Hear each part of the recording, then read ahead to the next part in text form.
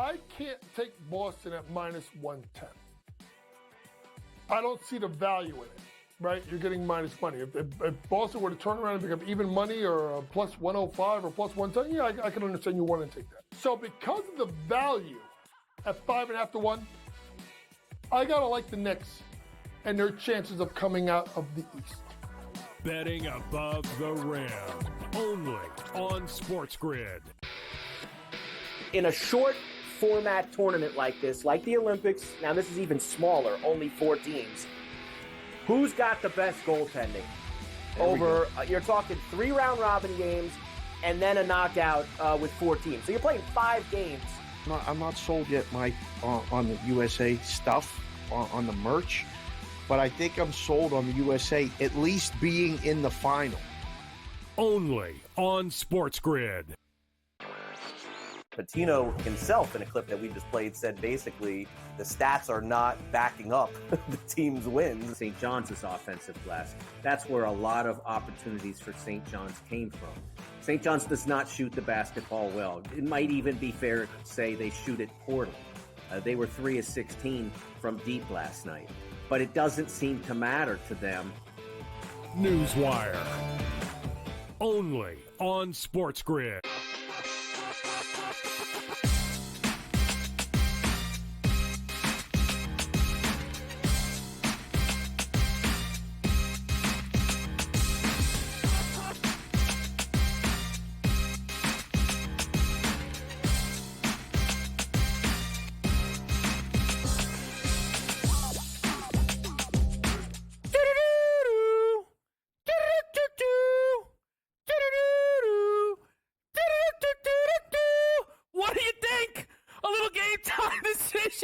What do you say? Are we flying around or what, baby? I mean, if the most unbiased man in the history of sports media has a job to uphold, which I do, we should get some of the pleasantries out of the way while we get into this analysis. Now, I am excited to have you here on SportsGrid. It is Game Time Decisions.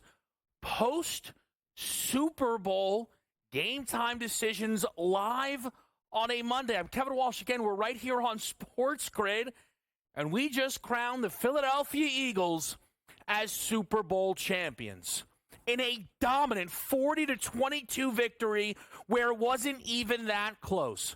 This game was 34-0 with the third quarter nearly finished. The Eagles put on one of the best Super Bowl performances in the history of this league. So I wonder, do you believe me now? I imagine for most of you, it is yes. By the time we got to this game, even the folks back in Kansas City had to concede the better team was the Philadelphia Eagles. Yet people waited. People were not sure. This is the best defense in football. This is the best defense in football. Yeah, but I don't know. What? Best defense in this league. Every single level, a superstar from Jalen Carter to Zach Bond to Cooper DeJean. You could see it. You could see it in the offseason. A big reason why their 14-1 price led me to them as my Super Bowl pick before the season began. The addition of Saquon Barkley. Just about anybody knew he was in line for a very, very good season. A historic season is what it ended up, with an incredible offensive line in front of him. The thing is, even as the Philadelphia Eagles started to round into form, there were elements of this team that most couldn't figure out. They weren't kind of off base. No, they were completely dead wrong. Like their analysis of the Super Bowl MVP, Jalen Hurts.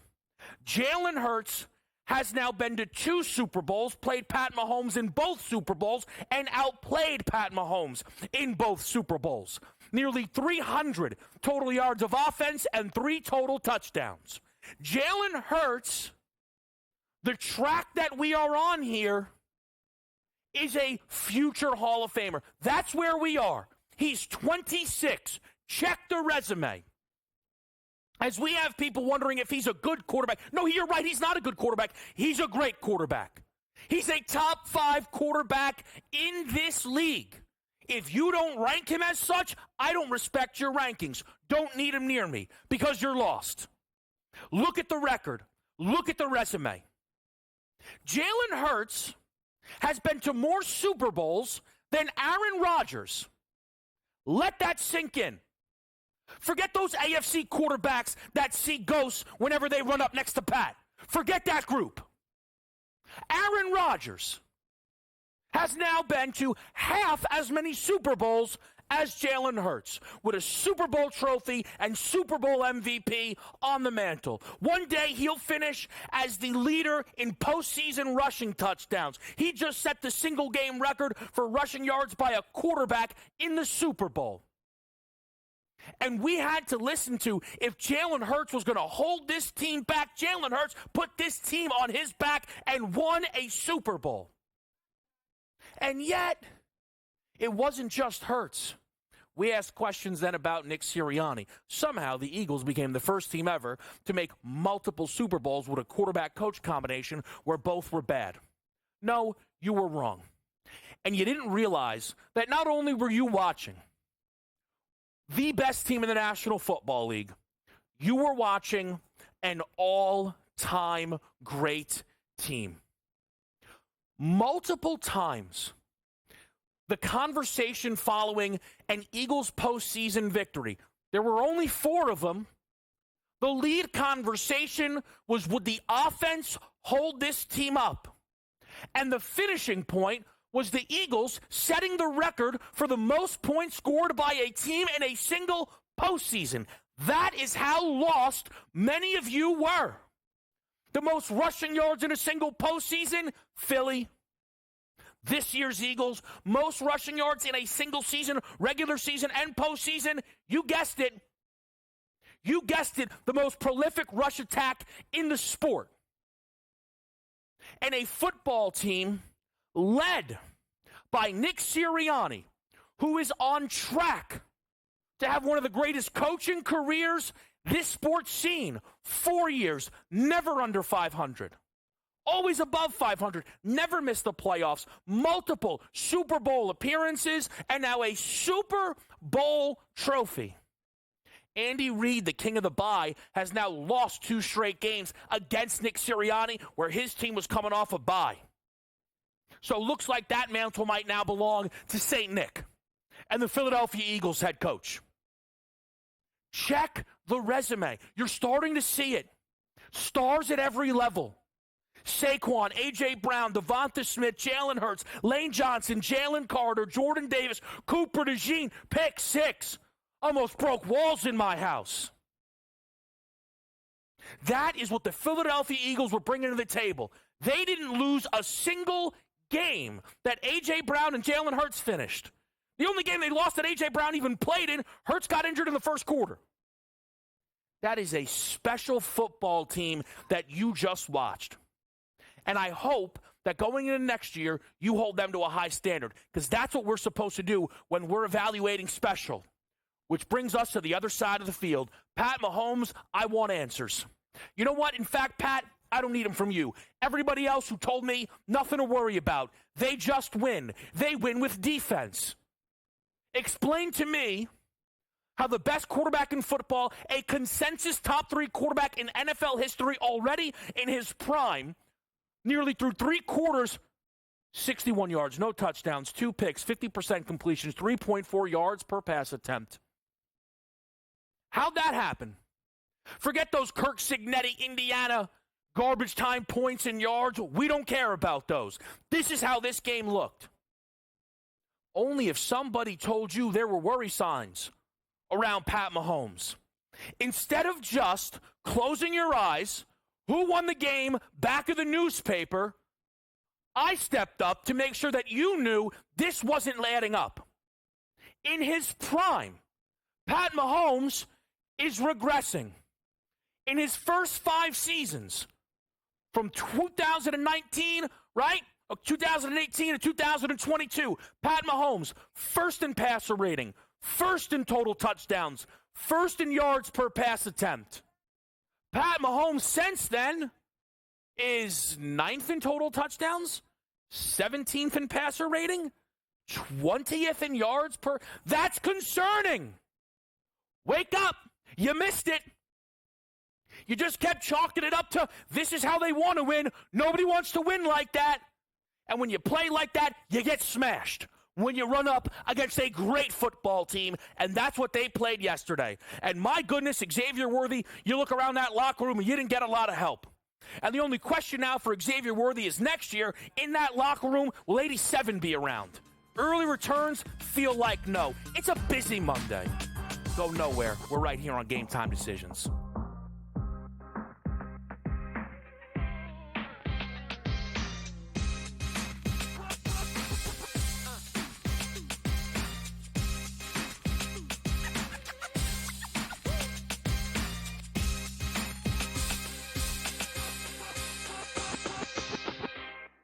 So my team didn't win this weekend, but I still did with this app that's taking over the game. Sports Millions Pick'em lets you make quick and easy predictions. Pick your favorite players, go higher or lower, and you can still win big even if your team loses. Plus, the multiplier is insane. With just a few picks, you can win big money.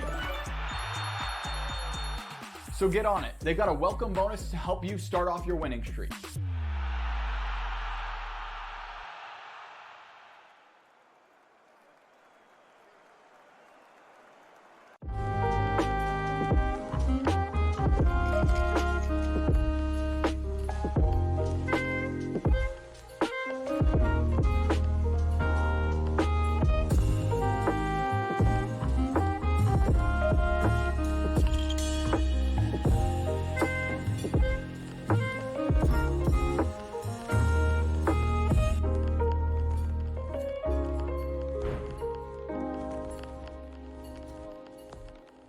Anyone that's been to a sporting event, the atmosphere before a game, I think Game Time Decisions has that same exact atmosphere.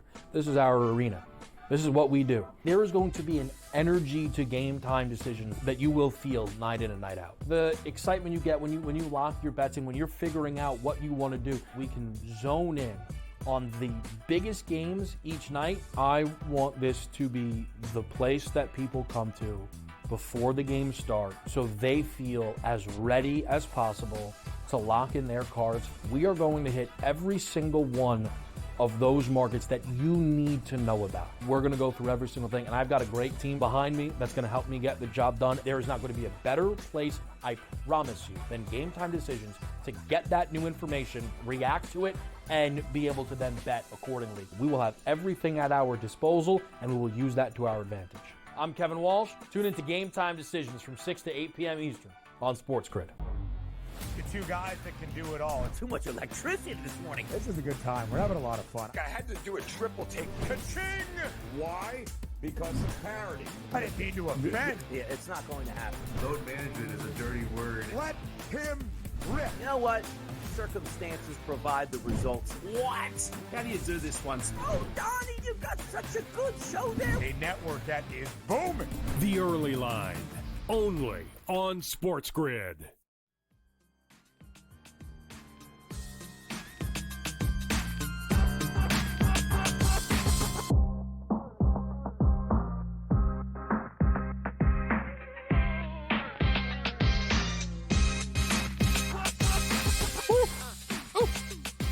I mean, are we fired up? Are we feeling good? Are we loose here on a Monday?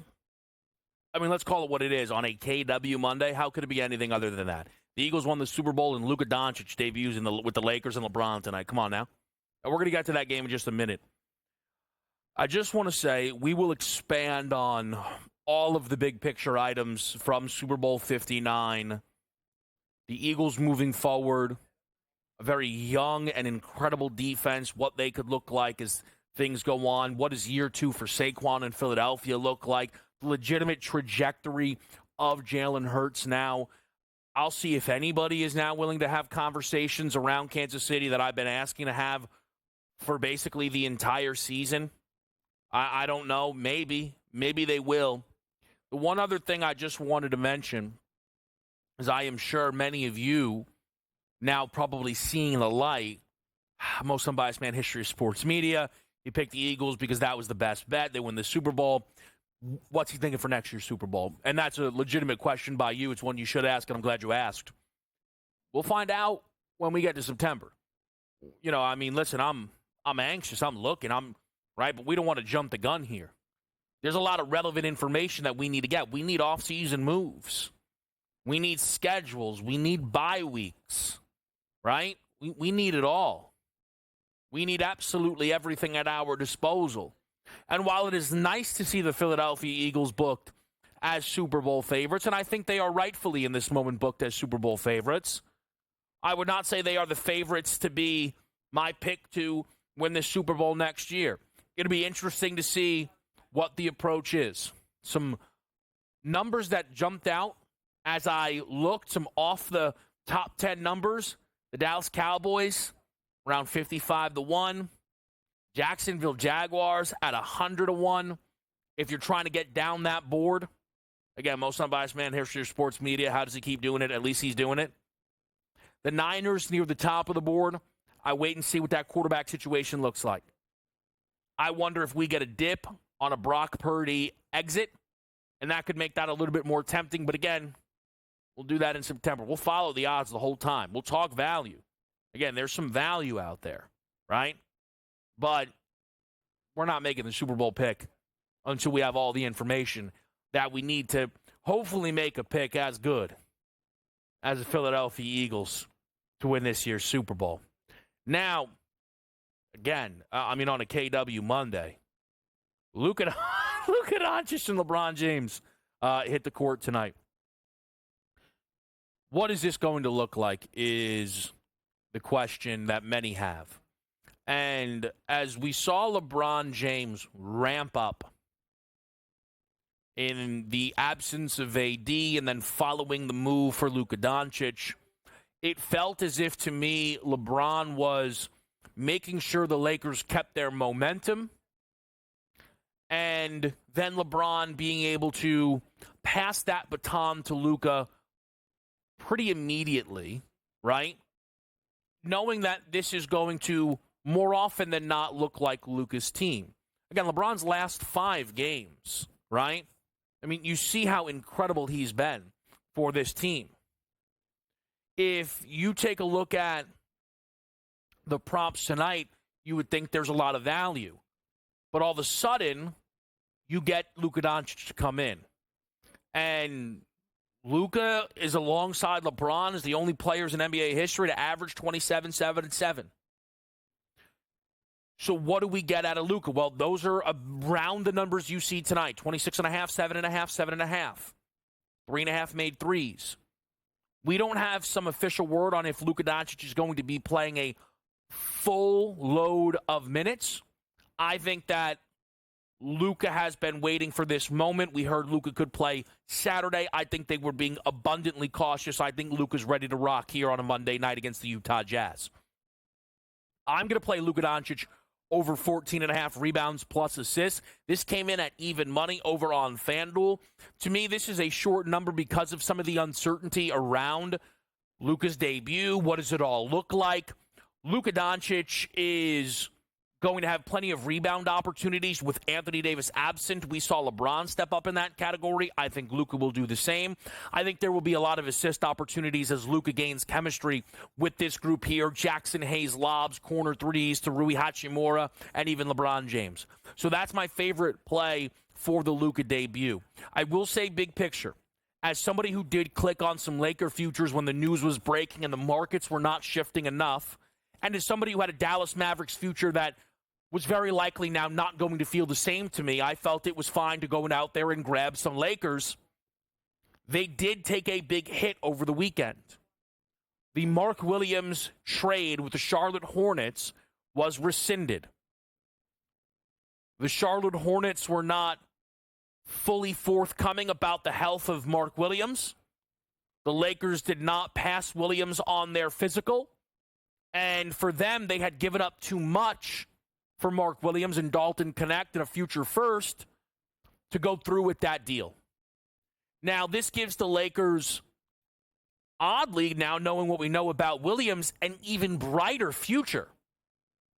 Because now the Lakers get this full season of LeBron plus Luka.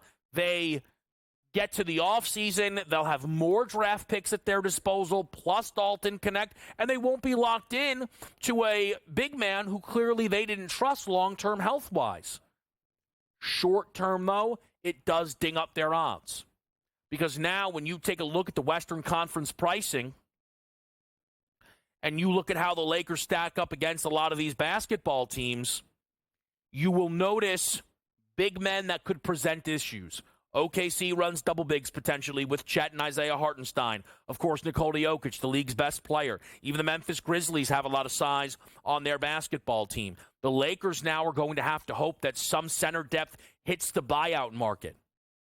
If they do, the Lakers will likely be option number one because of the minutes and winning opportunity they will present those bigs. But you just don't know who is going to hit that market. We have a full NBA card tonight, but it starts by talking about the biggest thing happening tonight, which is Luka's debut with the Lakers. We're going to go over 14.5 rebounds plus assists. Let's do some Sports Million Pick'em next, right here on SportsGrid.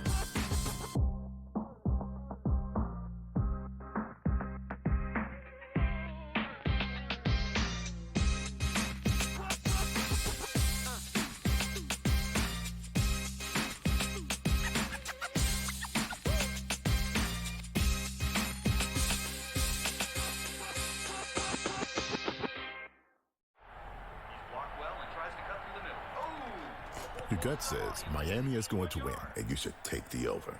Your gut also said your NFT selfies would only go up in value. They didn't. But your head is on SportsGrid and knows the QB is in concussion protocol. The backup has a 45 QBR against the zone coverage. The New York D has the most sacks in the league. So yeah, trust your head. It's smarter to be on SportsGrid. Anyone that's been to a sporting event, the atmosphere before a game, I think GameTime Decisions has that same exact atmosphere. This is our arena. This is what we do. There is going to be an energy to GameTime Decisions that you will feel night in and night out. The excitement you get when you lock your bets in, when you're figuring out what you want to do, we can zone in on the biggest games each night. I want this to be the place that people come to before the games start so they feel as ready as possible to lock in their cards. We are going to hit every single one of those markets that you need to know about. We're going to go through every single thing, and I've got a great team behind me that's going to help me get the job done. There is not going to be a better place, I promise you, than GameTime Decisions to get that new information, react to it, and be able to then bet accordingly. We will have everything at our disposal, and we will use that to our advantage. I'm Kevin Walsh. Tune into GameTime Decisions from 6 to 8 p.m. Eastern on SportsGrid.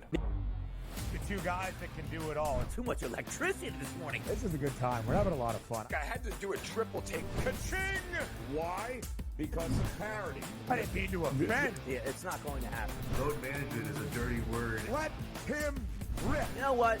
Circumstances provide the results. What? How do you do this once? Oh, Donnie, you got such a good show there. A network that is booming. The early line.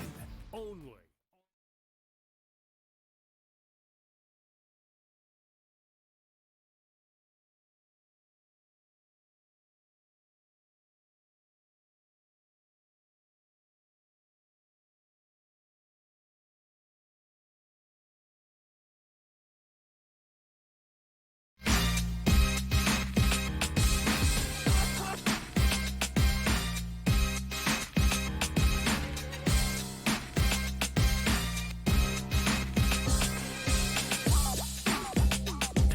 Back with you right here on SportsGrid. Kevin Walsh with you on this Monday night's Game Time Decisions. Plenty of options for us over on Sports Million Pick'em. I'm sure many of you looking to get involved with the basketball board. Let's hear about some of the best options that you can find.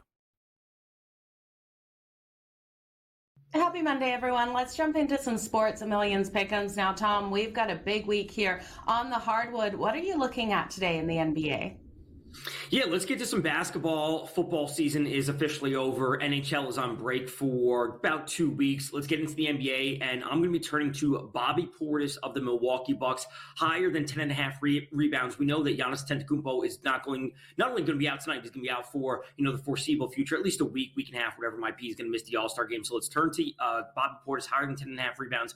When Giannis is off the court this year, Bobby Portis is producing 19.54 rebounds per 36 minutes. And this comes from a 709-minute sample size over 45 games. And this is a fantastic matchup going up against the Golden State Warriors. This season, they're allowing 53.1 opponent rebounds per game. That is the 6th worst in the NBA. This is the time for Bobby Portis to step up and pile up those boards. Okay, I love where you're going there. I'm going to turn to the matchup between the Boston Celtics and the Miami Heat. Now, we know the Miami Heat did trade away Jimmy Butler, and in return, they got Andrew Wiggins and Kyle Anderson, trying to combine those names together. That never works. But I'm looking for someone to really step up who's been on this team for a while, and that's Tyler Hero. I do think Tyler Hero can go higher than 3.5 made threes in this matchup here versus the Boston Celtics. Now, we know they bring that strong defense, but we look at one of those playmakers that really wants to start leading this team, and I do think Tyler Hero is your guy. When we look at him and the amount of threes he normally throws up, he has a ton of attempts, and we just need a higher percentage here of them clicking. In his last game versus Nets, he went 2 of 11, versus 76ers 5 of 11, versus the Bulls 3 of 11, and versus the Cavs, we did see 4 of those 10 attempts be able to hit. I'm looking for more of that style of game, like versus the Magic as well, 10 of 15. Look for him to throw up those baskets and more to connect in this one. The last time these teams matched up, he had 19 points. He did go 2 of 10 from deep. Let's see him click for at least 4 in this one. I'll take Tyler Hero higher than 3.5 made threes. Yeah, he's certainly shaping up to be, I would say, their primary scorer moving forward. So plenty of field goal attempts, plenty of threes for him. We have a ton of basketball coming up this week. Yeah, we absolutely do. So make sure you guys join us back here tomorrow for more Sports Millions Pick'ems. Fun night of options over on Sports Million Pick'em. Appreciate both Joe and Tom giving us some of their favorite bets. We'll talk about some of the other things that stand out to me, but first, just quickly, some of the other items that you can find over on Sports Million Pick'em. Enjoy Sports Millions Pick'ems, but hate making the picks yourself? Well, Sports Millions has you covered. Head on over and play Sports Millions Blitz'em right now and let the computer do the work. Go to sportsmillions.com/blitz'em to be able to win big prizes without having to make a single pick yourself. That's sportsmillions.com/blitz'em. All right, so for me tonight, a few things that stand out. I think you're seeing a lot of the post-deadline options, of course, with the Luka Doncic debut that we're seeing tonight is the centerpiece of this NBA slate. Sports Million Pick'em right now with 27.5 points for Luka. LeBron checks in at 24.5. Similar situation, though it's going to be the second game of the Jimmy Butler Warriors era there. Jimmy Butler tonight, 20.5 points, 5.5 rebounds is what they're going with right now. I would look lower, though, than the Steph Curry 28.5 number. We'll talk a little bit more about that when we get to my card. I would also say one thing that's not with on the card tonight, but I think does jump off the page, is Victor Wembanyama higher than 2.5 made three-point shots. Wemby is on a little bit of a downturn in that he's had 4 straight games without 3 or more made threes. I think they're trying to work through some stuff with De'Aaron Fox, I'm sure. Very odd start to the Fox era. 3 games, all decided by 1 point. Very rare. The fact that it's happened within the Fox debut, I'm sure they wish they had a much better record than the 1-2 they sit at, considering he's won Clutch Player of the Year award already in his young career. But Wemby in a bounce-back spot against a Washington team he scored 50 against already this season. It could be one of your best items to get in the mix there with the Sports Million Pick'em. We're going to talk about your NBA slate. We're going to talk about Super Bowl 59 and plenty more. Don't go anywhere. We're live with you on SportsGrid.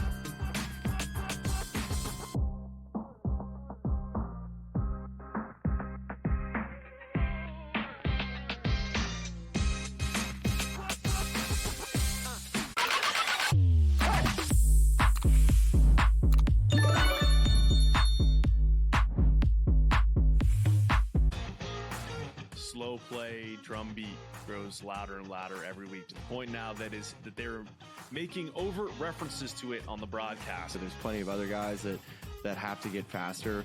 Tom definitely is more deliberate in his conversations, always has been since he's been on tour. I just think about Joe Scavern, when those two started working together, how their conversations always seem to just keep on going and going. The Smiley Show, only on SportsGrid. I can't take Boston at minus 110.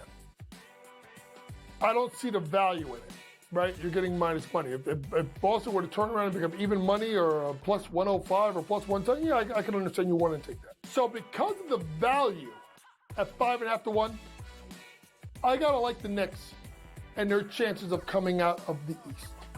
Betting above the rim, only on SportsGrid.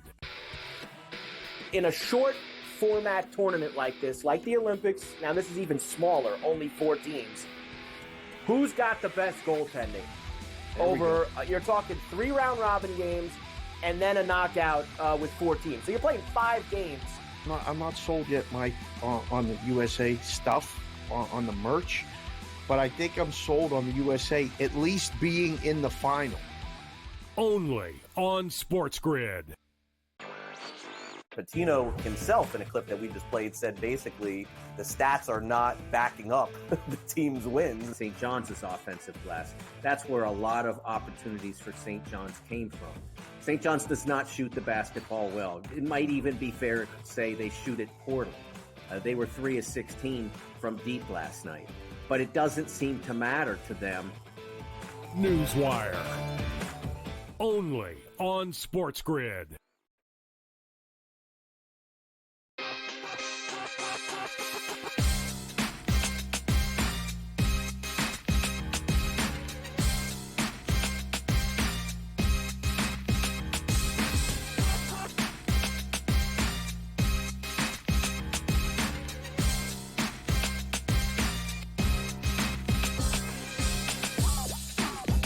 Live on SportsGrid, it is game time decision. So let's go through the NBA card tonight. We'll do the college basketball as well. In fact, let's start with the college because it's a lighter board tonight. 2 ranked games on the card. I am involved in both with a team total play in both games. It starts off with Clemson and their team total under 74.5. The Tigers are coming off of their biggest win of the season, and that could very well let them walk into a letdown against North Carolina. And I know some may look at UNC and think that this team cannot defend, but their defense is getting much better throughout this season. I know Duke put 87 on them. Duke is in a completely different class than Clemson is. Plus, Duke was in that game clearly so fired up with the rivalry. Pittsburgh is a very comparable offensive team, I think, in some ways to Clemson, and they were held within check in their matchups against North Carolina under on their team total in both of those games. UNC is fast, but the defense is playing well, and if you look, it might not be apples to apples, but the second best win of the season for Clemson came at home against Kentucky, at the time ranked 4th in the country. The follow-up performance was scoring 65 on the road at Miami. Now, it was a win. It was a cover. Maybe we didn't know at the time. We had an idea. Miami's one of the worst defenses in college basketball, period. They grade out presently as a bottom 25 defense in all of college basketball. Down there with the SWAC and all that other nonsense. That's how bad Miami is, and they scored 65. So I think tonight we see North Carolina's defense step up. Different situation with Houston and Baylor. I lean towards the Cougars laying the 9.5. However, I wonder if the Baylor offense is going to be able to keep some rhythm going off of the 91 they scored against UCF. Certainly, you're not even talking about anything within the same planet of defensive quality or ability when you compare UCF to Houston. But I'm having enough respect for the Baylor Bears offensively in this game that I prefer a Cougars team total over. Houston in a few of these games have found themselves having hot offensive starts and then some slower second halves. It's why we've not seen them extend and run away against some teams that they probably should be extending and running away from. And I think they can tonight against Baylor, who still defensively within the Big 12 standards, is not that good of a team. And I think you see Houston answer the bell and get over a 70.5 team total here in this game tonight. Getting over to the NBA card here at 7 o'clock, you've got a few games getting underway. Cleveland and Minnesota. Orlando goes head-to-head with the Atlanta Hawks, and then we see the Wizards and the Spurs. I passed on the Wemby 2.5 made threes. This number climbed up to around minus 145. Just felt a little bit expensive there. While it is a bounce-back spot, I'd rather play Wemby through alts. And if those alts don't come on through, then you can start to probably play some of the straights at cheaper prices with a little more confidence than in the next game for San Antonio and Victor Wembanyama. I also just thought it was interesting with Orlando, where I thought maybe there could be a Paolo Banchero bounce-back spot. They've not dropped the numbers low enough for me to get involved yet, but Paolo has been playing very bad basketball over the last 7 games. The team is 2-5 in that window. He's shooting comfortably below 40% from the field in that stretch there. He's shooting around 12% from 3, averaging under 20 points per game. Just wondering if, Orlando, who kept their heads above water for so long without Banchero, then they, of course, missed time with Franz, had to imagine when they got these guys back, they'd be able to hit the ground running. This is a basketball team that is finding life a lot more difficult, and they are losing far more frequently than I think they had anticipated. This is a team that was sat there 22-16, 6 games over 500. They're now 26-28, 2 games under 500. The picks for me begin at 7:30 with a Charlotte Hornets team total over. That number is at 104.5. I am going to attempt to fade a Nets defense that is playing out of its mind. Over their last month, they are playing like a top 3 defense in the NBA. Over their last 5 games, they have the best defensive rating in basketball, which is remarkable. But I imagine unsustainable. They go up against Charlotte tonight at home as favorites. That's fine. But the Hornets offensively with LaMelo this season have scored 105 or more points in 13 of 15 road games, averaging 111.3 points per game on the road this year with LaMelo. So let me get that Hornets team total over 104.5. I am going to play under in the 8 o'clock matchup tonight on NBA TV between Milwaukee and Golden State. I'm going to play under Steph Curry, 27.5 points. That at minus 113. Now, Steph is questionable for this game with quad soreness there. I imagine Steph is going to want to push through and play as they try and keep the momentum off of the Chicago win, keep building chemistry with Jimmy Butler into town. They're going up against the Bucks, who are on the second leg of a back-to-back. We already know Giannis is going to be out there. Warriors booked as 6.5-point road favorites. Minutes could be a little bit less tonight for Steph, but it's also just about volume. So Steph has now scored 30-plus in 3 straight games. Game number 1 of that run, he took 31 shots. And game number 2, he took 35. Wildly inefficient. He kept that run going with great efficiency against Chicago. I don't expect that to continue. Steph's just not been wildly efficient with any type of consistency throughout the year. So I like under the 27.5 tonight as Steph looks to share it around and get the ball over to Jimmy Butler and others. And again, could be a little bit more limited than people think heading into this game. I also took a combined player prop. You can find this in the head-to-head player prop section over on DK. It's LaVine plus Kyrie over 49.5 points at minus 110. Kyrie Irving and Zach LaVine, I think, both find themselves in bounce-back spots. Kyrie actually just announced will be replacing his now teammate, Anthony Davis, within the All-Star game. It obviously is the punches keep coming, right? When you think about the Dallas Mavericks. Like on the night that Luka debuts, they announce AD can't even make the All-Star game. And, that injury, it's tough for them. But Kyrie is in a nice bounce-back spot where I think he looks to step up at home for this team. Shot at 4 of 15 against Houston. 2 really tough defenses in consecutive games. When you think about Houston and Boston, Sacramento not going to be able to provide that level of guard defense, starting LaVine and Monk in their backcourt. And I think LaVine is eventually going to catch this rhythm here in Sacramento. It's a completely different situation. It's a completely different fit, but we started to see some efficiency from him against New Orleans. He's not been able to get the three-point shot to fall yet. If he does, Levine could be in for a big offensive night within this game here against Dallas. And then lastly, I don't go to the player performance doubles all that often, but Jokic for a triple-double and a Denver Nuggets victory was at plus 146. Jokic, since the beginning of January, only once has had consecutive games without a triple-double because, of course, I mean, he's averaging 30, 13, and 10. It is ridiculous what he is doing. Denver also is the winners of 6 in a row. I know Portland is playing much better basketball. A lot of that was at home. I think Denver's in a pretty good spot tonight with altitude, with Jokic, to just kind of get the job done.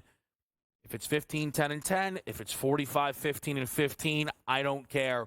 But it's a Jokic triple-double, and it's a Denver Nuggets moneyline parlay, essentially, with the NBA card. And then if you did miss it, for the Luka debut, and we're going to talk more about this debut with Raheem Palmer of The Ringer in just a little bit. We're also going to talk Super Bowl and the takeaways. We talked with Raheem out in New Orleans, and one thing that stood out to me was he made the Eagles 3-point favorites, found some other action, but the fact even that model said, oh, yeah, we know who the better team is. We're going to get into that. But just quickly, the Laker debut for Luka tonight, give me the 14.5 rebounds plus assists over. More rebound opportunities than people realize with the absence of Anthony Davis. And then the assists will be there. Jackson Hayes lobs and some corner threes to Rui Hachimura and Austin Reeves. We talk to Raheem Palmer here on SportsGrid next.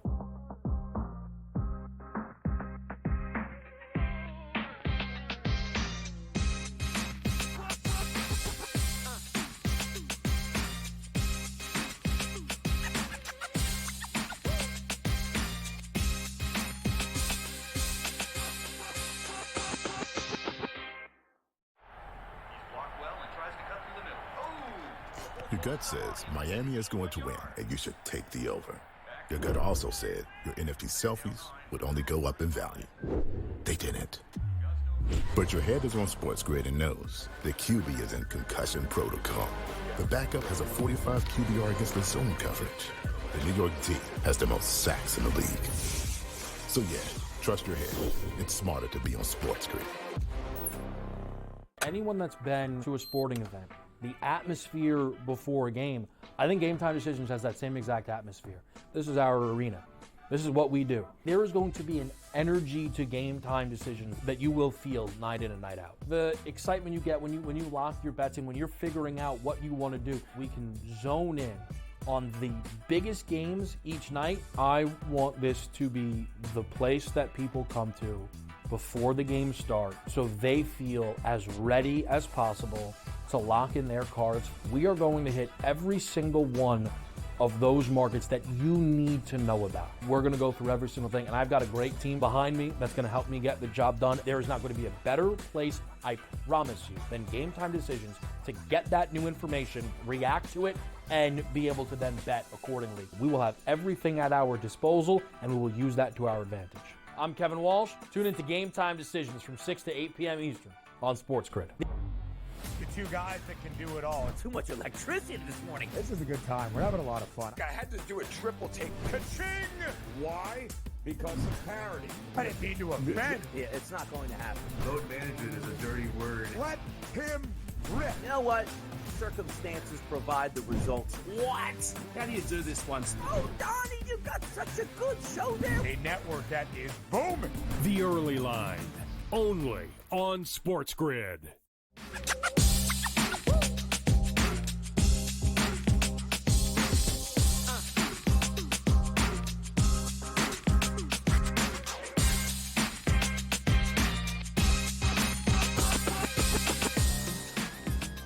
All right, we're with you right here on SportsGrid GameTime Decisions, and we're now joined by the Ringer's Raheem Palmer. Raheem, we got to catch up out in New Orleans. We talked a little bit about the Super Bowl, and I want to just kind of throw to you open-ended. What was your biggest takeaway from the Philadelphia Eagles' dominant victory over the Kansas City Chiefs in Super Bowl 59? Yeah, my biggest takeaway is that, the chickens came home to roost for the Kansas City, who won 12 one-score games this year. It was pretty clear that the Philadelphia Eagles, they've been absolute dominant. And if you look back at those Baltimore Ravens and those Cincinnati Bengals games, what they did to those offenses, it should have been a dead giveaway because those offenses were amongst the best in the league. And I know they don't have Patrick Mahomes, but they limited all of the explosive plays in those matchups. And last night, Chiefs could not block the Eagles at all. This was like the Denver Broncos versus the Seattle Seahawks Super Bowl. Yeah, to piggyback off of Raheem's point, there's something that I talked about in the build-up to this football game. Lamar's worst QBR game against Philly, Burrow's worst passer rating game against Philly, and Mahomes' worst game maybe of his entire life, stage including, and certainly worst QBR game of the season, came against these Eagles. This defense was that good. You had a tweet, Raheem, when the game ended about what do we think about the Chiefs moving forward? Now, I've kind of been trying to get anybody to have a conversation with me, but hey, man, this doesn't look right. The best player in the sport isn't supposed to be average in the regular season. Him missing the Pro Bowl should be a travesty. Instead, it was probably a correct decision. I know the Pro Bowl doesn't matter, but again, he wasn't one of the top 3 quarterbacks in his conference. It speaks volumes. How do you feel right now about maybe next year's Kansas City Chiefs or the next 5 years of Chiefs football? It's so funny. I asked that question, and so many people won't entertain it. People think, it's just I'm being a prisoner of the moment. But when you look historically, if you look at the last 24 Super Bowl losers, 16 of them have missed the postseason. Now, the only ones, not missed the postseason, 16 of them have gone under their season win total for the following year. And if you look at the non-Brady Mahomes quarterbacks, they've often missed the postseason. So it's really, the Brady Belichick Patriots and this Reed and Mahomes Chiefs teams who have been able to avoid the Super Bowl hangover. But when you look at how the Chiefs have played this year in conjunction with their Pythagorean expectation, they were a team who won. They were 15-1, 15-2, and they played like a team that should have been 10-7. And a lot of times when you overperform your Pythagorean that much, you tend to regress. So I think it's fair to ask, is this team going to be the same next year? This team has played a lot of football. You're talking about a team is going like 6 straight AFC championship games. Maybe, just maybe, the aging curve might hit Mahomes sooner. I'm not saying it will, but I do think it's something that we have to consider. Well, again, Raheem, I love the point you made. And it's one that his first 5 seasons, he leads the NFL in total touchdowns, passer rating, yards per attempt. So I'm not cherry-picking statistics. He was the best in football by a lot. In his last 2 seasons, he's 20th in yards per attempt, 9th in total touchdowns, 17th in passer rating. And yes, I put minimums on all of these to make sure it wasn't guys that threw the ball once or twice. These are guys that are averaging about 350 attempts on the minimum.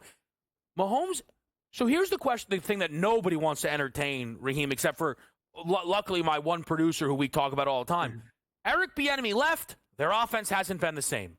That's the reality. Matt Nagy came back, and the offense has not been the same for Kansas City. Yeah, people definitely don't want to entertain that. And especially when you consider that Eric Bieniemy, he was at UCLA, and things weren't great. And he's at Washington, things weren't great. So I don't think he's ever going to get any credit for this. And I think it's going to have to take a couple of years before people acknowledge it. I think it'll be very interesting to see. I think for Kansas City next year, if they play the same way, though, they won't be given the grace that they were given throughout so much of this season. To shift it to the other side, Raheem, look, it's early, right? But when one Super Bowl ends, we think about next year's Super Bowl. Philly has now positioned themselves as the favorites heading into the next year.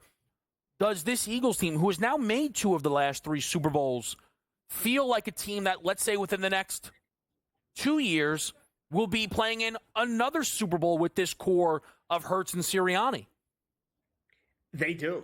Obviously, if you look at the season they had, it was a dream season. And they really only lost 2 games all season. And the games in which they lost, 10 game, everybody was in the hospital. The other one against Atlanta, I mean, you got a Saquon drop, and Kirk Cousins leads them down the field. And if you look at last season, even last year, they were 10-3 before they completely fell off a cliff. And I think there was a lot of chemistry issues there. I think the only concern about this Eagles team going forward is who is their offensive coordinator. We know they lost Kellen Moore, but as long as the defense is there, I mean, look, the biggest advantage that the Eagles have is in the trenches. You look at both sides of the ball. They got a great offensive line, and then they got guys who can rush the passer. The fact that they were able to rush the passer without blitzing, and if you look at, I think there's been 6 Super Bowls. Shannon Sharp said this today on ESPN. There's been 6 Super Bowls where they didn't have to blitz. I mean, those teams won all of them. So that's going to continue to be a strength for the Eagles. I think the biggest thing for Philly and why it now feels like their big picture outlook is so bright is how young that defense is. And then look, at some point you're going to have to pay guys, right? Maybe Zach Ball in this offseason. Some guys are going to leave. Josh Sweat, Milton Williams, but Jalen Carter, Cooper DeJean, Quinyon Mitchell, every single kid that went to Georgia on that defense. I mean, these are guys that are not even near contract number 2, and I think that provides a lot of optimism when you look at the Philadelphia Eagles. Raheem, if you have time, I'm going to let us hit this break, and then I do want to ask you your expectations for Luka and the Lakers maybe tonight, and also how things could look throughout this season, and if that Mark Williams situation impacts some of that as well. I feel like the Mark Williams deal falling through is probably bigger than the actual deal they were looking to make themselves. So we're going to stick around. We're here on SportsGrid with Raheem Palmer, Kevin Walsh on a Monday night. It's on SportsGrid. We'll be right back.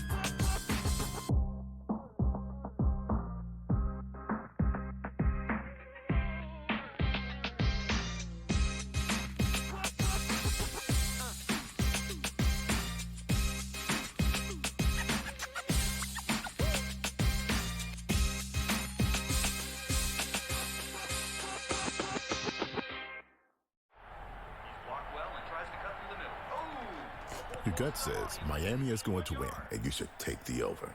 Your gut also said your NFT selfies would only go up in value. They didn't. But your head is on SportsGrid and knows the QB is in concussion protocol. The backup has a 45 QBR against the zone coverage. The New York D has the most sacks in the league. So yeah, trust your head. It's smarter to be on SportsGrid. Anyone that's been to a sporting event, the atmosphere before a game, I think GameTime Decisions has that same exact atmosphere. This is our arena. This is what we do. There is going to be an energy to GameTime Decisions that you will feel night in and night out. The excitement you get when you lock your bets in, when you're figuring out what you want to do, we can zone in on the biggest games each night. I want this to be the place that people come to before the games start so they feel as ready as possible to lock in their cards. We are going to hit every single one of those markets that you need to know about. We're going to go through every single thing, and I've got a great team behind me that's going to help me get the job done. There is not going to be a better place, I promise you, than GameTime Decisions to get that new information, react to it, and be able to then bet accordingly. We will have everything at our disposal, and we will use that to our advantage. I'm Kevin Walsh. Tune into GameTime Decisions from 6 to 8 p.m. Eastern on SportsGrid. The 2 guys that can do it all. Too much electricity this morning. This is a good time. We're having a lot of fun. I had to do a triple take. Ka-ching! Why? Because of parity. I didn't mean to offend. Yeah, it's not going to happen. Load management is a dirty word. Let him rip. You know what? Circumstances provide the results. What? How do you do this once? Oh, Donnie, you got such a good show there. A network that is booming. The Early Line, only on SportsGrid.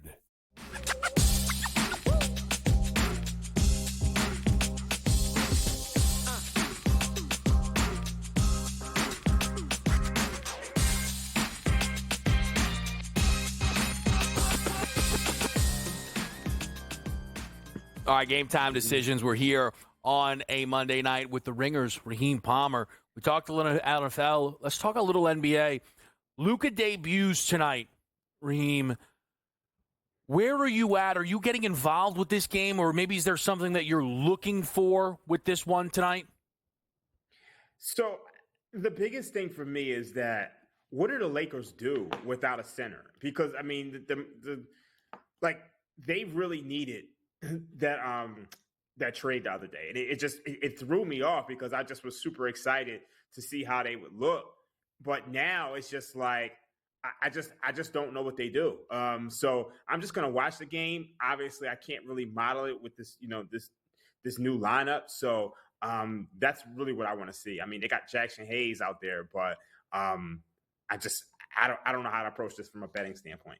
Yeah, I played a Luka prop because to me, if Luka plays his normal minutes, these are numbers that are just lower than what you expect from him. But I tried to figure out even the total, and I think it would be smart for this Laker team to probably play as much half-court basketball as possible because they were already bad in transition. It's easier to defend in the half-court, and offensively, they have so much talent, their half-court offense should be fine, but they may not do that. Like me playing the under on that premise, maybe eventually they do that. So I agree with you. I think it makes it a very difficult game to cap. The interesting thing, and the thing that I've not agreed with some of the stuff that I've heard is that Dallas might be better set up for this year. Now, with the Anthony Davis injury checking in already, maybe more people are kind of starting to shift that opinion. One team got Luka. I think Anthony Davis is one of the, let's call it at conservatively, top 15 players in the NBA. Luka's a top 5 guy. I don't see how Dallas is better set up for success losing Luka Doncic. Yeah, that doesn't make any sense to me either. I mean, at all. And if you look at the Dallas Mavericks, they were 7th in offensive rating per clean in the glass. I think you lose Luka Doncic, and I think that could be as high as 15, 16, 17. And I do think the defense is better, but I think the downgrade to the offense hurts so much that I think when you drop out of the top 10 offensively and you move towards the back half, I think it really hurts them. And I also think a lot of those guys on that roster, they were dependent on Luka to get shots. I think Kyrie is great, but he is not a playmaker. He's not a distributor. He's a score-first guard. What's maddening, so Raheem, you probably don't know this, I took the Mavericks as my preseason title pick. Their defense was fine. Between Lively and Gafford, Jason Kidd might be a pretty good defensive coach. It was working ever since last year's deadline. They had a top 8 defense. So to go, we need our defense to be better is insane. That's kind of where they lost me. I'm curious, are you betting anything on tonight's NBA board? Anything that you try to line up? I do like the Oklahoma City Thunder. I like the minus 15.5. I mean, that's all the way up to 17. That one stood out to me.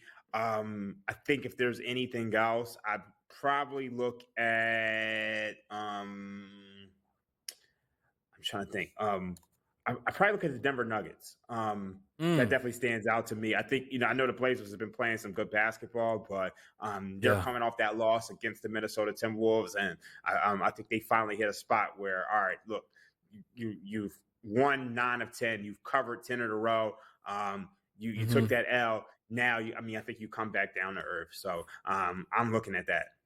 2 of the best teams in the West. I'll say quickly on Denver. Look, again, the Lakers' big man situation is not great, but it has been a little fun to be like, oof, what are the Lakers going to do now if they play Jokic? Again, I really like AD.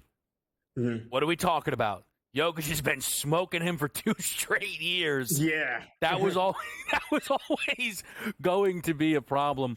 Raheem, really, really appreciate it, man. We'll catch up certainly. I got one more. I do like the Sacramento Kings tonight. I was looking at +1. Yeah. They're okay. -1. I think I'm on them tonight.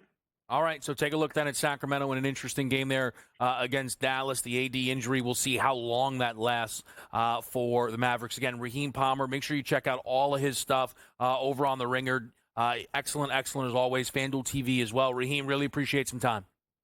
No doubt. Thanks for having me. I appreciate y'all. All right, we got Joe Lisi coming up next right here on Game Time Decisions.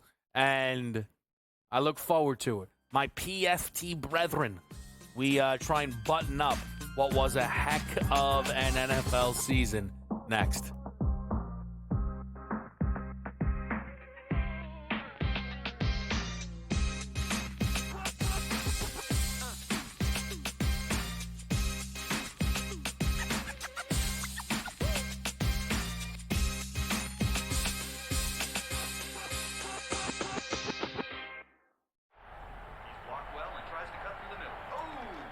Your gut says Miami is going to win, and you should take the over. Your gut also said your NFT selfies would only go up in value. They didn't. But your head is on SportsGrid and knows the QB is in concussion protocol. The backup has a 45 QBR against the zone coverage. The New York D has the most sacks in the league. So yeah, trust your head. It's smarter to be on SportsGrid. Anyone that's been to a sporting event, the atmosphere before a game, I think GameTime Decisions has that same exact atmosphere. This is our arena.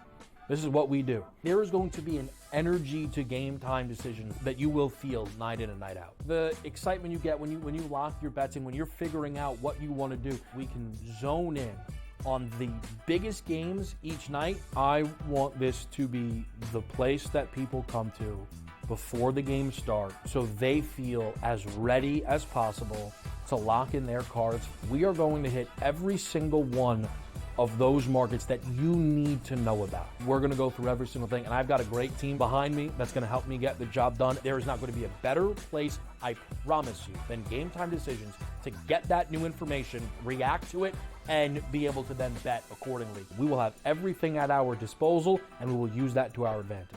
I'm Kevin Walsh. Tune into GameTime Decisions from 6 to 8 p.m. Eastern on SportsGrid. The two guys that can do it all. Too much electricity this morning. This is a good time. We're having a lot of fun. I had to do a triple take. Ka-ching! Why? Because of parity. I didn't mean to offend. Yeah, it's not going to happen. Load management is a dirty word. Let him rip. You know what? Circumstances provide the results. What? How do you do this one? Oh, Donnie, you got such a good show there. A network that is booming. The Early Line, only on SportsGrid.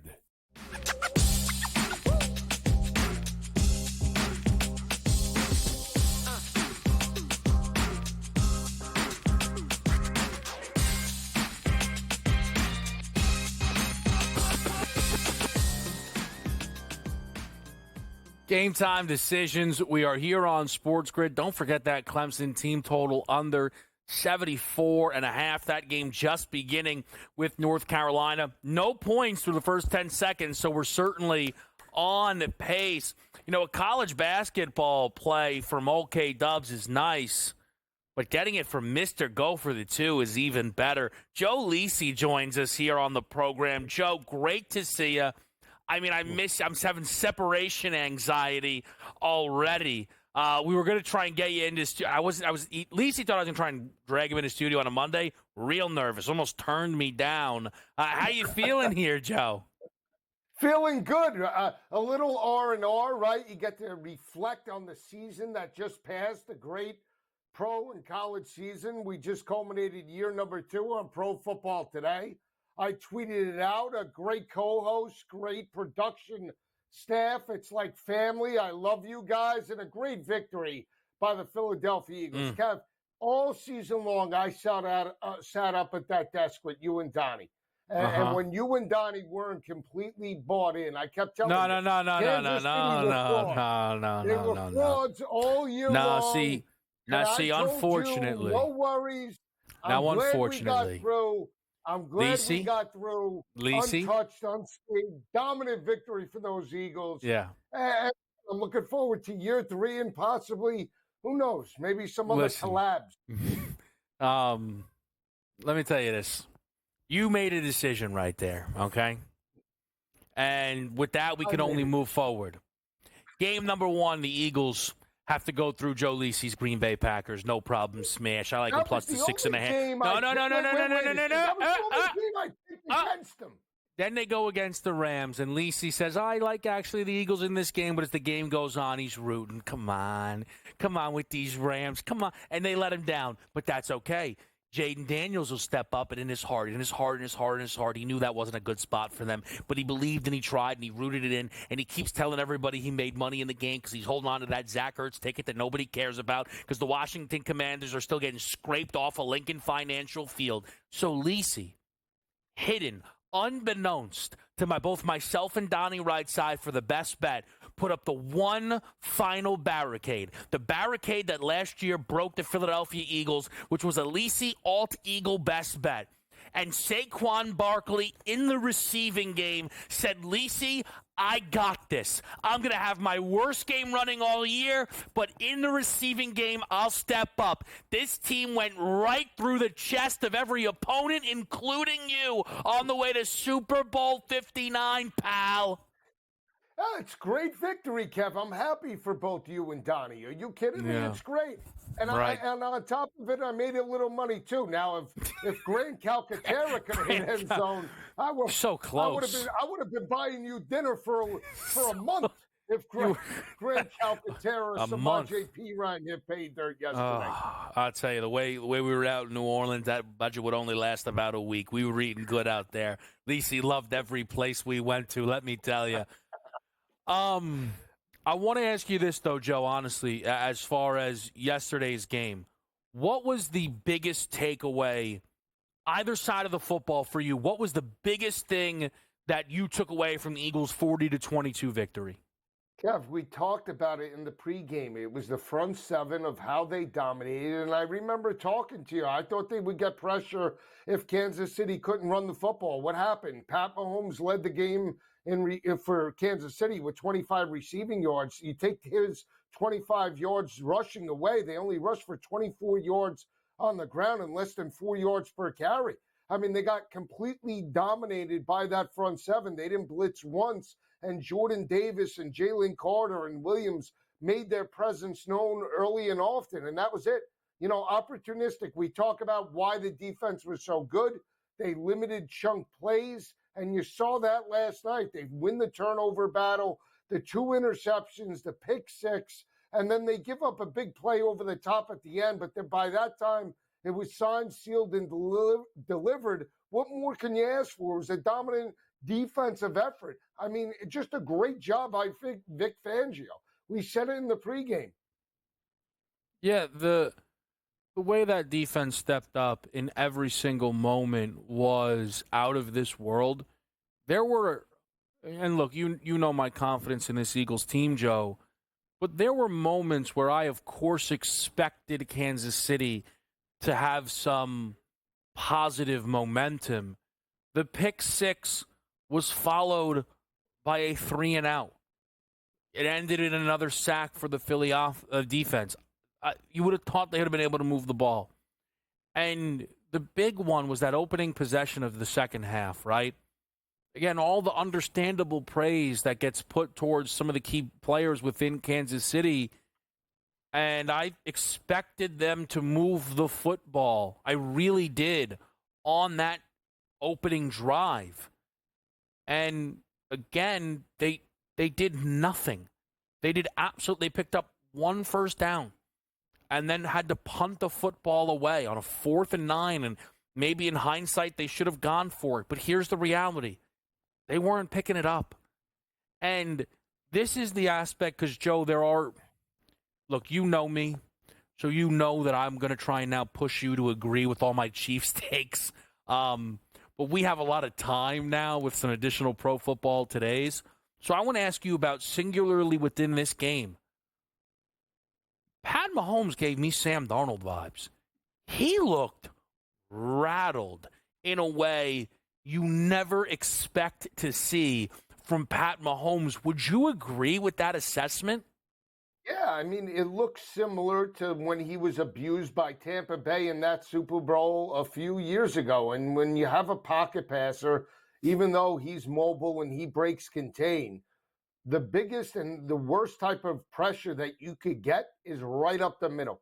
You know, it comes fast, it comes furious, and at the end of the day, it throws you off your mark. And that's exactly what happened last night. You saw Jalen Carter, you saw Davis, you saw Nolan Smith come off the edge at particular times, but the pressure, collapsing the pocket early by those D tackles is really what made the difference. And the non-existent running game. I mean, they're going to have to get a legitimate home run hitter. They thought one back with Clyde Edwards-Helaire when he came out of LSU. You know, obviously he dealt with some PTSD issues in his days in Baton Rouge now with the Saints. But they don't need like pedestrian running backs. They need a home run hitter like a Saquon or a Derrick Henry We'll see if they go for Genti or potentially another back in this draft. But at the end of the day, they need somebody that could take it to the house in the running game. Yeah, that's actually a conversation, maybe some out there missed it, that myself, Joe, and Donnie had in New Orleans. Just kind of looking ahead, the running back position. But if Kansas City could try and find themselves a star player at the position in the NFL draft, again, Ashton Genti very likely outside of their range. What do they think of Amarian Hampton, Cam Scatterbu, the Ohio State backs, and either Henderson or Judkins? I think it would be very interesting to see if KC is willing to spend that type of capital there, because here's what I feel very confident about. The way KC's offense looked this year, again, there were disagreements, and that's fine. If it looks the same, there won't be disagreements.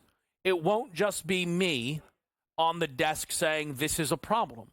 I know that, because now this game will carry weight heading into next season, and it requires then Mahomes and Andy Reid to step up significantly. And there's this now big question that looms about whether or not Travis Kelce retires, because, man, the energy around that was fascinating. We're with you right here. It's Game Time Decisions on SportsGrid.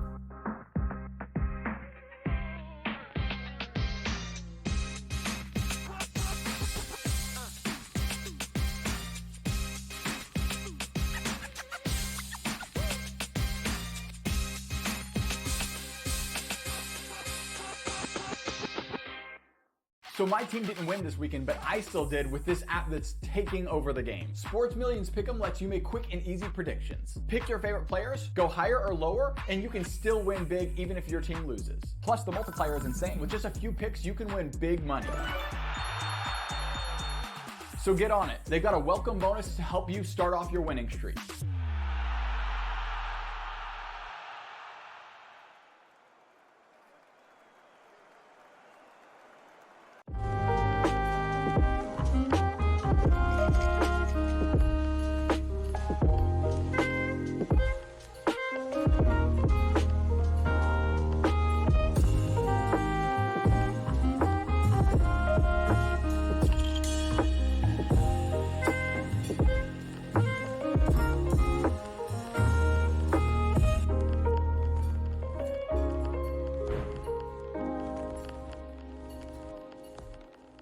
Anyone that's been to a sporting event, the atmosphere before a game, I think Game Time Decisions has that same exact atmosphere.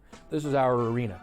This is what we do. There is going to be an energy to Game Time Decisions that you will feel night in and night out. The excitement you get when you lock your bets in, when you're figuring out what you want to do, we can zone in on the biggest games each night. I want this to be the place that people come to before the games start, so they feel as ready as possible to lock in their cards. We are going to hit every single one of those markets that you need to know about. We're going to go through every single thing, and I've got a great team behind me that's going to help me get the job done. There is not going to be a better place, I promise you, than Game Time Decisions to get that new information, react to it, and be able to then bet accordingly. We will have everything at our disposal, and we will use that to our advantage. I'm Kevin Walsh. Tune into Game Time Decisions from 6 to 8 p.m. Eastern on SportsGrid. The two guys that can do it all. Too much electricity this morning. This is a good time. We're having a lot of fun. I had to do a triple take. Ka-ching! Why? Because of parity. I didn't mean to offend. Yeah, it's not going to happen. Load management is a dirty word. Let him rip. You know what? Circumstances provide the results. What? How do you do this once? Oh, Donnie, you got such a good show there. A network that is booming. The Early Line, only on SportsGrid.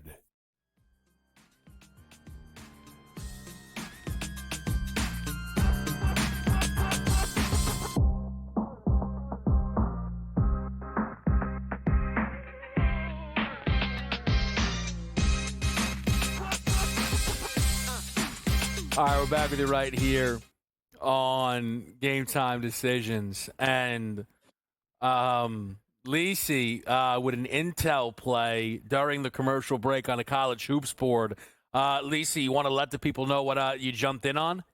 Yeah, I took Clemson. Now, Clemson, if I'm not mistaken, when we were in New Orleans, smashed Duke 77-71 as a 6.5-point dog. And I think a lot of people thought North Carolina would be live. Obviously, maybe the potential letdown. This Yeah. team might just be peaking, Kev. These Tigers, they made it to the Sweet 16 last year. They might be playing with a little house money. I know I got a bad line, but I feel good about it. I laid the 5.5 in game. All right, I'll tell you this. I think there could be another Intel play out there, but I'll tell you when we hit the break. NBA tonight, did you poke around that board at all? I stuck the beak in the water a little bit, toe in the water, lukewarm. I took Andrew Wiggins in the Heat. I took the Heat. I know it looks like Hero might not play. Hey, Hero. It's okay. Give me the 7.5 with the Heat going up against the Celtics. And I took Wiggins at plus 125 for 20+ tonight. I hear the kid loves to run the floor. He loves to just shoot against good competition. And I think the kid's going to be hot as a pistol tonight. I tell you that. I think it's his Heat debut there, Lisi. So some love for Andrew Wiggins from you. We do have Lisi with us here again. Carver and Lisi, both college and pro football today. It's been a heck of a season. It is an absolute treat, and I mean that, and he knows that, getting to work with Joe every Saturday and Sunday and then Monday and Thursday. And then we make sure we link up then Wednesday, Friday. So, Lisi, just kind of looking ahead now, right? One thing I will always give you credit for is you've actually been very complimentary of Jalen Hurts. Actually more than the guy who sits in between us, I think, at times, in Donnie. To me, I think the Super Bowl victory and how he played in the victory cements Hurts as one of the 5 best quarterbacks in the NFL. And that's one of the big things now when we look at the Eagles moving forward. We think about next year's Super Bowl odds. Some people, wow, I don't know about the quarterback. No. The quarterback's a positive, Joe. Hurts, one of the 5 best in the league in my eyes. Yeah, absolutely. And again, you talk about a consummate professional, poised, mature, and the leadership skills that he's displayed now in 2 Super Bowls. And you want to talk about, mobile and agile and the ability to put pressure on opposing defenses. I'll just say this. There's other experts and gurus and analysts, Josh Allen and Lamar Jackson. They're more lethal. They're deserving of the MVP. I'll just say this. They're still waiting to go to their first Super Bowl. Jalen Hurts has been to 2 and now has won 1. Okay, so when we talk about taking games over, he took games over. He took the game over with his legs last night. 72 rushing yards, extended plays. Yeah, he had an interception, but he bounced back from that. The adversity, the mental aspect. Kid's a winner, man. I don't understand the negative criticism surrounding Jalen Hurts at this point in his career. He's worthy of it. He steps up, and you know what? He's got ice in his veins, man. I'll just say that the kid is Cool Hand Luke, and that's what you want. I'm serious, kid. He's like that. I see a lot of Jaden Daniels, meaning Jaden Daniels has a lot in common with Jalen Hurts. Never have no matter how bad Jalen Hurts has played in his career, you never see him rattled. You just never see him like he's nervous. He might play bad, but he bounces back from that. I just don't understand it. I think as it relates to that AFC, Lamar and Allen specifically, again, if thinking those guys are better is totally fine. Allen won MVP this year. Lamar's won multiple MVPs. But with Hurts, you can't say, yeah, but he beat da-da-da. Like, he beat the guy that they can't get through on the biggest stage. And that changes it. Meaning he played better than him twice. Yeah. I just don't understand. He played better than him twice. In the biggest game of his career, he has stepped up every single time. Hey, Lisi, let me ask you this, man, because the next thing football-wise is going to be the NFL draft. And I'm just wondering how Abdul Carter gets his way to the Philadelphia Eagles. This guy was celebrating with Jalen Carter last night with a custom Eagles hoodie. This guy's the best. I love this Abdul Carter. Let me tell you. Well, Penn State guys, Kev, they, in state, Yeah. I'm assuming, I mean, he wants to be like Saquon, playing in state. I mean, it's crazy. If they get Abdul Carter, just forget it. This defense, come on. They're going to get Abdul Carter? Come on. What's actually wild is there are some who believe Howie is going to aggressively pursue Myles Garrett on the trade market.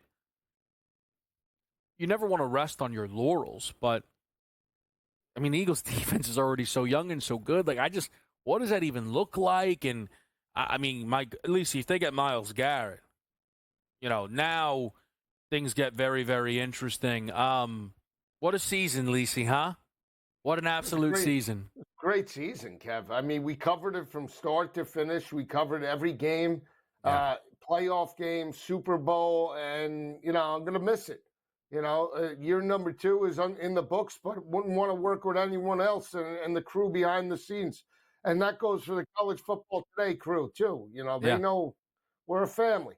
We are, and that's real. And I imagine you, like many now, chomping at the bit to figure out who I picked to win the Super Bowl next year since I nailed it with the Philadelphia Eagles. Most unbiased man in history of sports media. I mean, I knocked this thing out of the park. And listen, I know, you, DRS, maybe you're a little, hesitant to run to give me praise, so I'll just do it myself. You know what I mean? I'll just, what a great job. And that's right, the jacket's a little tight. I can't get all the way back there. Don't worry, I'm doing steps around New Orleans. I'm dropping pounds. I'll be a lean, mean fight machine out in the Bay Area, buddy. Cannot wait. Are you on Carver and Lisi tonight? If you are, lock in. The show is the best. We'll update the board next.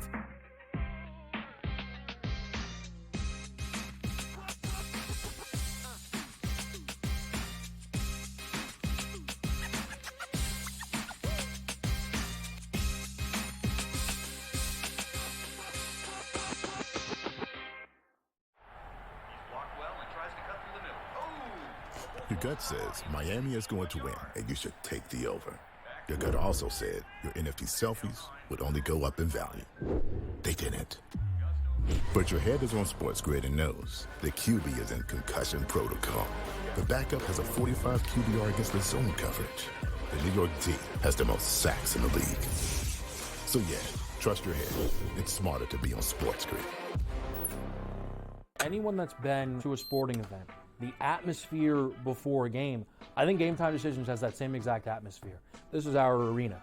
This is what we do. There is going to be an energy to Game Time Decisions that you will feel night in and night out. The excitement you get when you lock your bets in, when you're figuring out what you want to do, we can zone in on the biggest games each night. I want this to be the place that people come to before the games start so they feel as ready as possible to lock in their cards. We are going to hit every single one of those markets that you need to know about. We're going to go through every single thing, and I've got a great team behind me that's going to help me get the job done. There is not going to be a better place, I promise you, than Game Time Decisions to get that new information, react to it, and be able to then bet accordingly. We will have everything at our disposal, and we will use that to our advantage.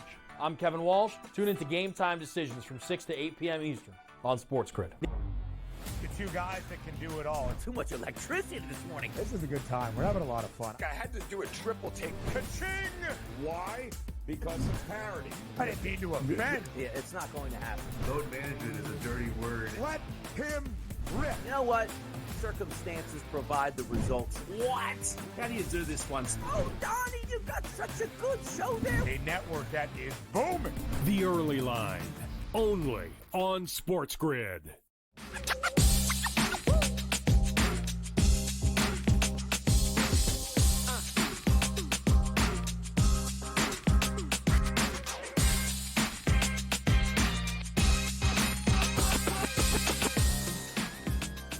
Back to the right here on SportsGrid. It is Game Time Decisions. Early returns.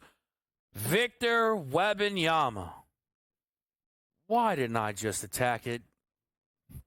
3 straight possessions, 3 made threes, a 29-footer, a 29-footer, and a 30-footer.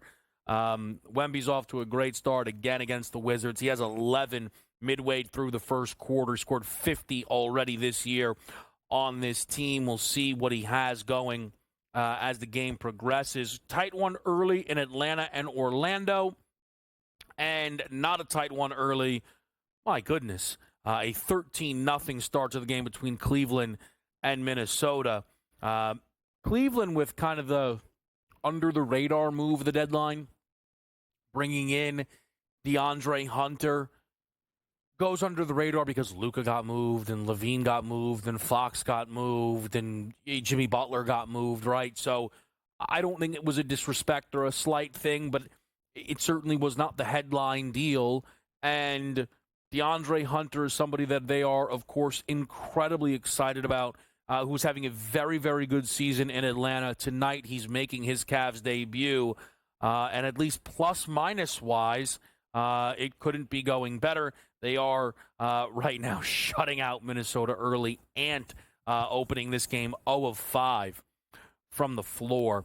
The NBA action will start for me at 7:30, 7:40, which is going to be the Hornets team total over at 104.5. Minus 105 was the number there for me. The Hornets are an offense who's played well on the road with LaMelo. They've scored at least 105 in 13 of 15 games. Incredibly, though, they are now playing the best defense in the NBA over the last week or so of basketball. Over their last 5 games, they've been the best defense in the NBA, defensive rating-wise, Brooklyn. I'm going to sell that. I'm going to sell that a team who's trying to lose basically every game they play will proceed forward as the best defense in basketball. So I'm going to go with the Hornets team total over 104.5 with LaMelo back in the lineup. Maybe got some of the rust out in that game that they played against Detroit. And we see how things look tonight for Charlotte on the road against Brooklyn. I'm on a Steph Curry under 27.5 tonight. Steph in the first game with Jimmy Butler went over this number, scoring 30 points in a third consecutive game. But the first 2 games of this 3-game run, Steph took 30 field goal attempts in both of those games. Steph has not been the most efficient player by any stretch of the imagination this season. It's a reason that his scoring is down by a lot, really, when you think about kind of where Steph has been. You know, you remove the 19-20 season where he only played 5 games. The last time Steph averaged this few points, you have to go back to 2012, 2013. So you're talking about before Steve Kerr was the coach of this basketball team. It's, again, been a very long time, and it is in part due to a lack of efficiency. There's not as much of a workload there for Steph as well. He's not getting to the line as much this season. To me, with Jimmy in town, I think that Steph tonight will see the workload lessen. The efficiency could drop back as well, and he gets under that number. You have 2 bounce-back spots tonight for Zach LaVine and Kyrie Irving. So I play their combined points. That's a number over on DK at minus 110. That's over 49.5. I think either guy can carry me through the finish line here, which is what I really like. Instead of playing them both over there straight-up props, and then if I go 1-1, right, instead of, attacking, okay, both for 30-plus and hoping that, I clip one of them, minus 110, over the 49.5. LaVine getting the rhythm as he plays now his 4th game with Sacramento. Kyrie needing to step up with the Anthony Davis absence, playing a much easier defense than his last 2 outings where he struggled in Houston and Boston. So I like that combination tonight. I am going to play some Jokic triple-double in a win. It's a player performance double over on FanDuel at plus 146. Portland's playing good basketball. But we saw that, they finally kind of leave home, short number, playing Minnesota, no Anthony Edwards, 3.5-point line smashed, lose by 16. Lost that 4th quarter by 24 points, right? So they fell apart on the road. That's probably what happens tonight against a Denver team who is, right now, winners of 6 in a row and has Jokic entering the game where his most recent outing, he did not have a triple-double. He missed it by 1 assist. Jokic has, since January started, had 2 straight games without a triple-double, I think just once. So I like that spot tonight. And we've talked some Luka. We'll talk more Luka and all things NBA next right here on SportsGrid.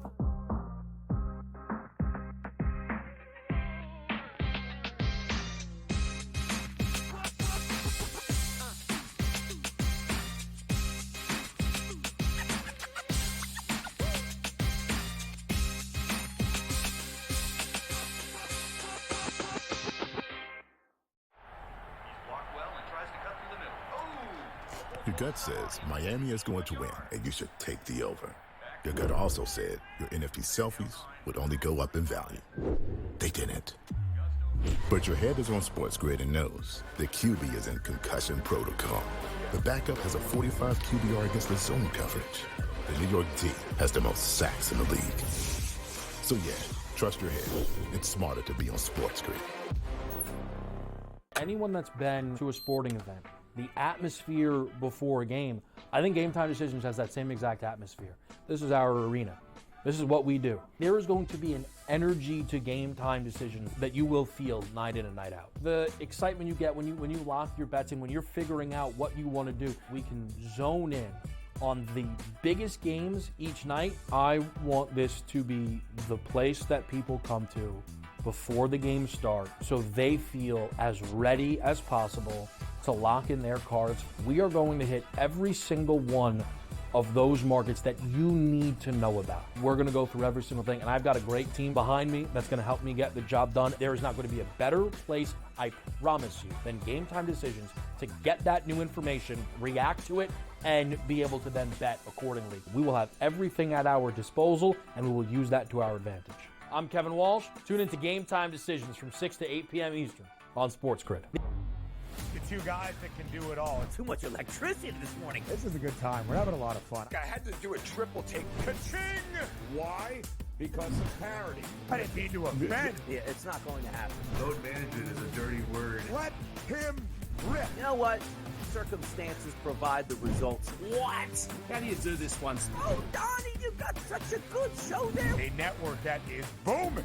The Early Line, only on SportsGrid.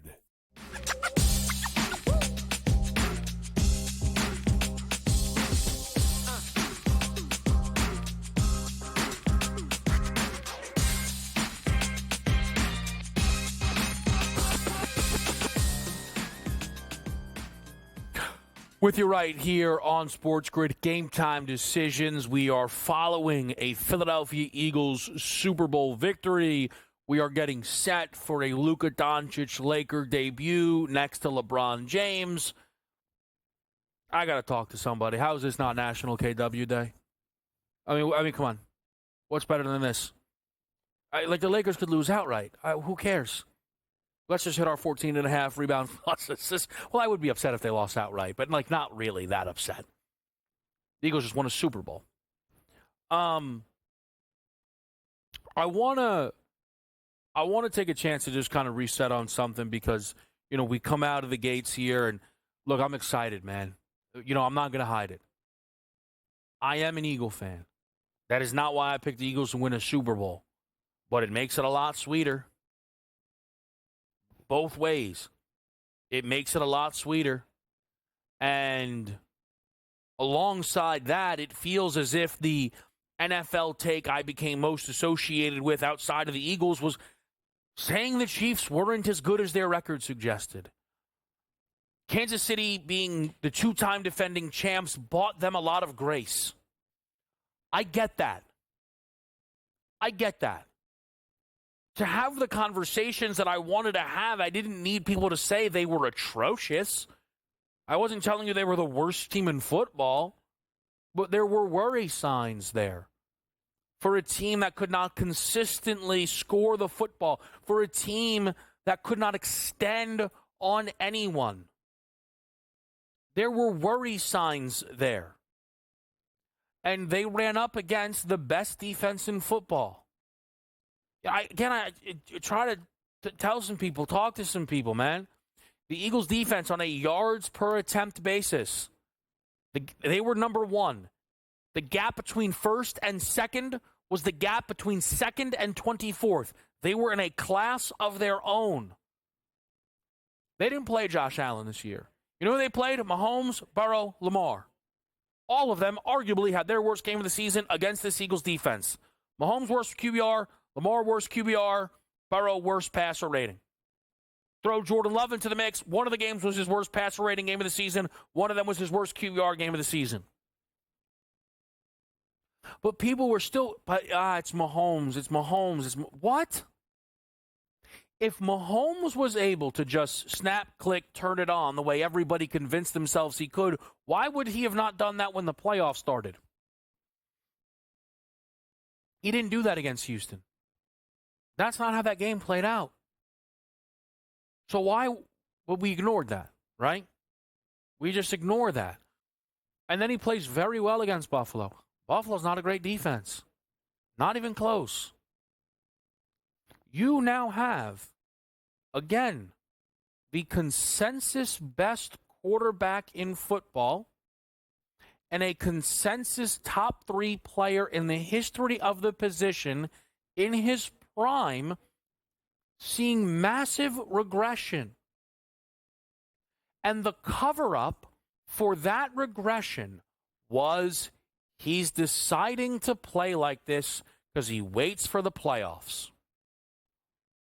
Well, when yesterday looks the way it does, when there's 2 minutes and 31 seconds left in the third quarter, and Mahomes is sitting there with 61 yards, no touchdowns, 2 picks, completing 50% of his passes for 3.4 yards per attempt, now the 2 years of down play need to be talked about, need to be addressed, need to be figured out.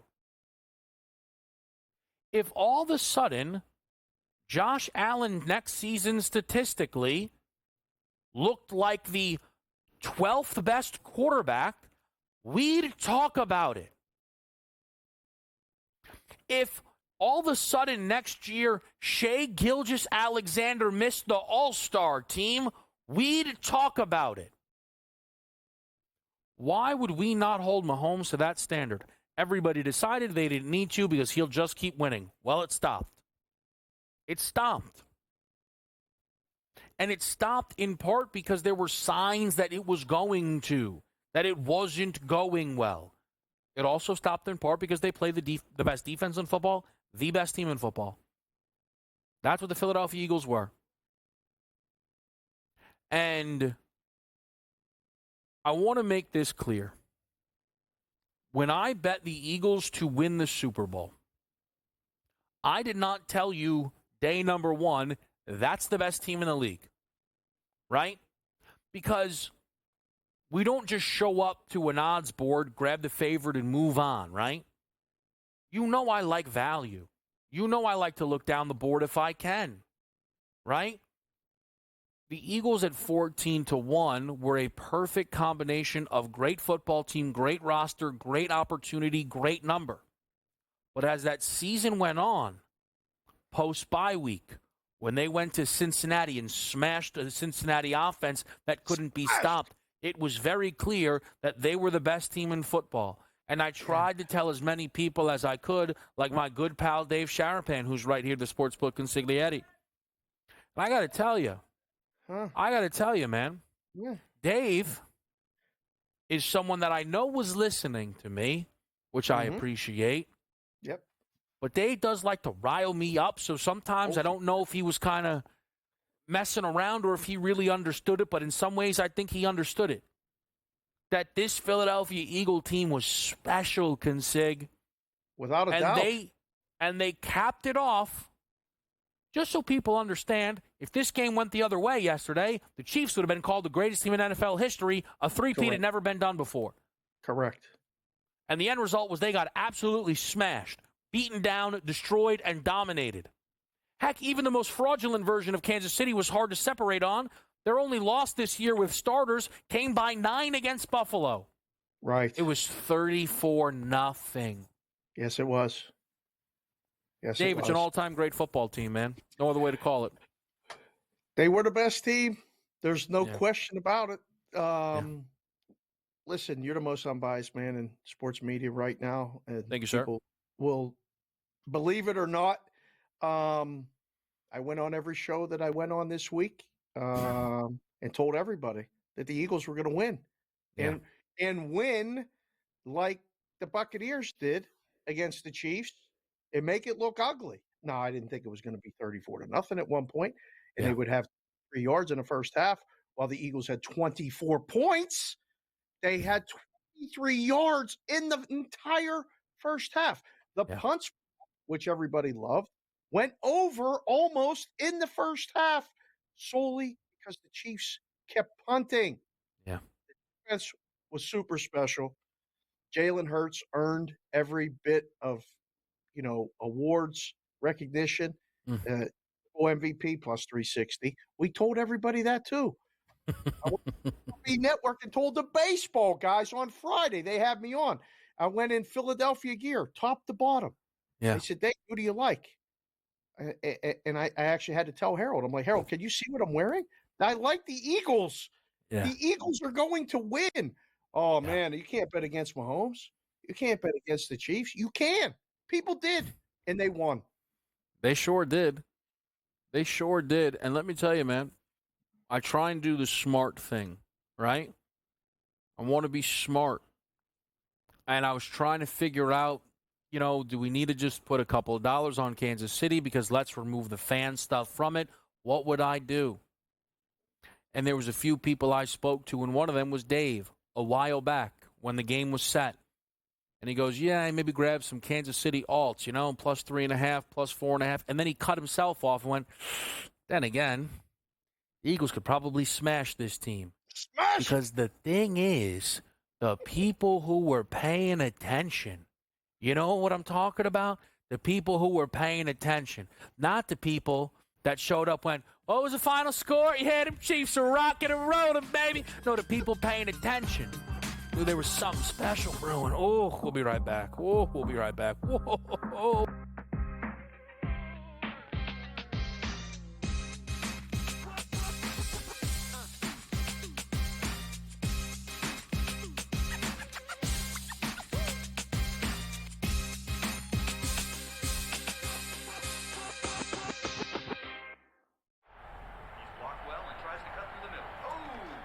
Your gut says Miami is going to win, and you should take the over. Your gut also said your NFT selfies would only go up in value. They didn't. But your head is on SportsGrid and knows the QB is in concussion protocol. The backup has a 45 QBR against the zone coverage. The New York D has the most sacks in the league. So yeah, trust your head. It's smarter to be on SportsGrid. Anyone that's been to a sporting event, the atmosphere before a game, I think GameTime Decisions has that same exact atmosphere. This is our arena. This is what we do. There is going to be an energy to GameTime Decisions that you will feel night in and night out. The excitement you get when you lock your bets in, when you're figuring out what you want to do, we can zone in on the biggest games each night. I want this to be the place that people come to before the games start so they feel as ready as possible to lock in their cards. We are going to hit every single one of those markets that you need to know about. We're going to go through every single thing, and I've got a great team behind me that's going to help me get the job done. There is not going to be a better place, I promise you, than GameTime Decisions to get that new information, react to it, and be able to then bet accordingly. We will have everything at our disposal, and we will use that to our advantage. I'm Kevin Walsh. Tune into GameTime Decisions from 6 to 8 p.m. Eastern on SportsGrid. The two guys that can do it all. Too much electricity this morning. This is a good time. We're having a lot of fun. I had to do a triple take. Ka-ching! Why? Because of parity. I didn't mean to offend. Yeah, it's not going to happen. Load management is a dirty word. Let him rip. You know what? Circumstances provide the results. What? How do you do this one? Oh, Donnie, you got such a good show there. A network that is booming. The Early Line, only on SportsGrid.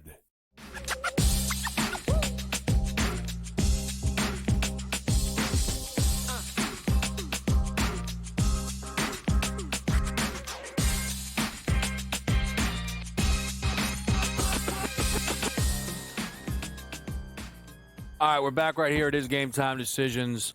Let's try and get to this here. Yep. Because I've been able to. I kind of told this story quickly on Moneyline. I'll do it here quickly, but I want to start by asking you a question, Dave. Mm-hmm.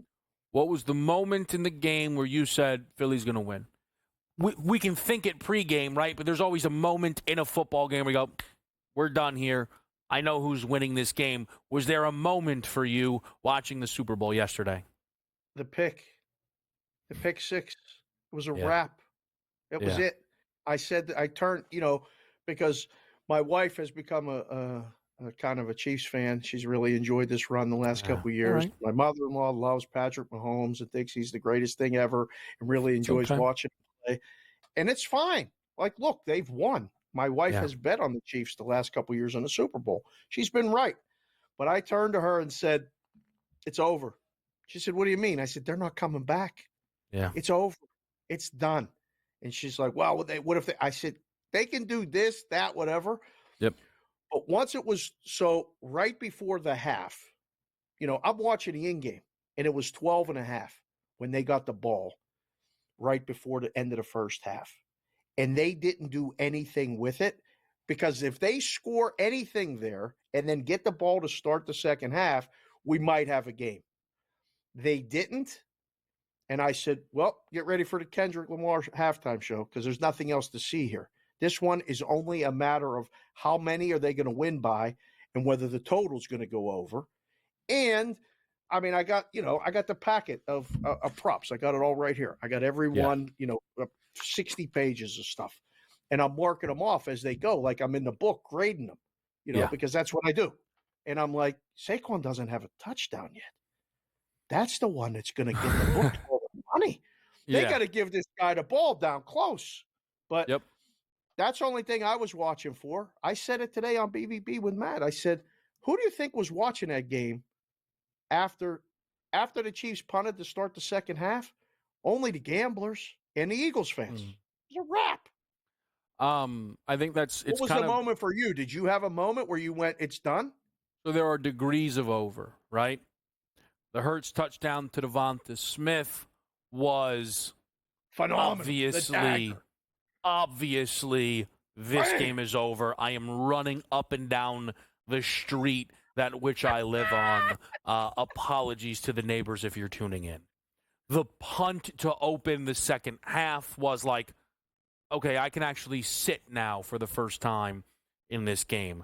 But the moment that you mentioned is the moment that there is footage of this on the, like the Furbos in the house of me screaming, we're going to win the Super Bowl. We're going to win the Super Bowl, when Cooper DeJean picked off Mahomes and returned it for a touchdown, because my belief in this Eagles team was very real, and in no planet would they be up 17-0 in any game and then not proceed to win that football game. And it was a very, very, very special moment that capped off a very, very special season. My question to you, Dave, is, this always happens the day after the Super Bowl odds, and then we won't talk about them again for a while. Right. Have you heard anything? Has anybody clicked anything? Has there been any big reactions to anything when we talk 2025, 2026 Super Bowl market? They immediately become the odds-on favorite if they weren't. They usually are second or third before the game, but after that game, and now we'll see with Kellen Moore leaving and being the coach of the Saints, we'll see what happens. But the Eagles, over the past couple of years, have lost all of their coordinators. They keep getting back. 2 years ago in the Super Bowl, lose. Last year, a good season, gone bad at the end. And this season, a 2-2 bye week. Let's fix this. This is who we are. This is what we need to do. And let's keep doing it. I think Herman Boone said it in Remember the Titans. It's like Novocaine. Just let it work and keep doing it. And they did. Let's run the ball until they stop us. If they can't stop us, we're going to do this. We don't care about the stats. We don't care about who gets the ball, who gets the touchdowns. They have to be the favorite going in. It's weird, though, because you go NFC, AFC, AFC, AFC. I think there's a lot more questions, K-Dub, about the Chiefs because everybody's coming. They're not getting better. They're aging in dog years, and they didn't have no answers on either line. Mahomes got hit so many times, they didn't even blitz. Yeah, they need a good offseason. Kansas City is the simplest way that I will put that. I would say the main thing at the top of the board is if the Niners move on from Purdy, what happens to the number? That is the main thing that I am fascinated in because So right now I'm seeing a 15-1. I'll throw out the craziest potential scenario that while it's very unlikely, Purdy out, Rodgers in, number goes down to 20-1. You have my attention. That's me. Maybe that's not how the numbers will work, but those are the kind of things that I'm going to be fascinated in. And I said this at the top of the show just because I know some people, and it's funny, these numbers have actually moved a little bit. Some people like to try and get, put a bet down. I'm not doing that, okay? But I'll look at the numbers. Okay, Jacksonville last night was 100-1. It's 75-1. That team was right on the cusp of make playoff price coming into the year. There's optimism around the coach. There's a vulnerable division there if you want a bomb ticket. And again, Dallas is the same roster that was booked as a top 6 contender. They are now 55-1. Obviously, that's a tempting number. Don't do it. Don't do it. Here's the thing. If I do it, it'll be so far from now, you'll have to remind me. Right. It's annoying to do it now and stay in the app. You have to scroll by your pending bets. Like, we got basketball to talk about. Luka's debut is tonight. I wore the Lakers stuff for you. I'm all in. I mean, we're back, baby. I mean, so we just turned the page. Super Bowl was great. It's done. We cashed a bunch of tickets. We're good. And now it's basketball season. We got no hockey this week. Pitchers and catchers report, too. Oh, my goodness. All right. We'll talk Luka next and button it all up here on SportsGrid.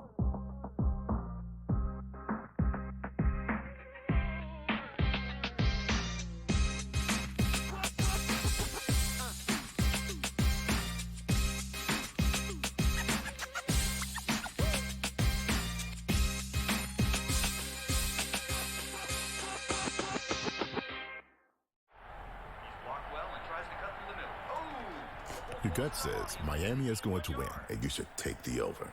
Your gut also said your NFT selfies would only go up in value. They didn't. But your head is on SportsGrid and knows the QB is in concussion protocol. The backup has a 45 QBR against the zone coverage. The New York D has the most sacks in the league. So yeah, trust your head. It's smarter to be on SportsGrid. Anyone that's been to a sporting event, the atmosphere before a game, I think GameTime Decisions has that same exact atmosphere. This is our arena. This is what we do. There is going to be an energy to GameTime Decisions that you will feel night in and night out. The excitement you get when you lock your bets in, when you're figuring out what you want to do, we can zone in on the biggest games each night. I want this to be the place that people come to before the games start so they feel as ready as possible to lock in their cards. We are going to hit every single one of those markets that you need to know about. We're going to go through every single thing, and I've got a great team behind me that's going to help me get the job done. There is not going to be a better place, I promise you, than GameTime Decisions to get that new information, react to it, and be able to then bet accordingly. We will have everything at our disposal, and we will use that to our advantage. I'm Kevin Walsh. Tune into GameTime Decisions from 6 to 8 p.m. Eastern on SportsGrid. The two guys that can do it all. Too much electricity this morning. This is a good time. We're having a lot of fun. I had to do a triple take. Ka-ching! Why? Because of parity. I didn't mean to offend. Yeah, it's not going to happen. Load management is a dirty word. Let him rip. You know what? Circumstances provide the results. What? How do you do this one? Oh, Donnie, you got such a good show there. A network that is booming. The Early Line, only on SportsGrid.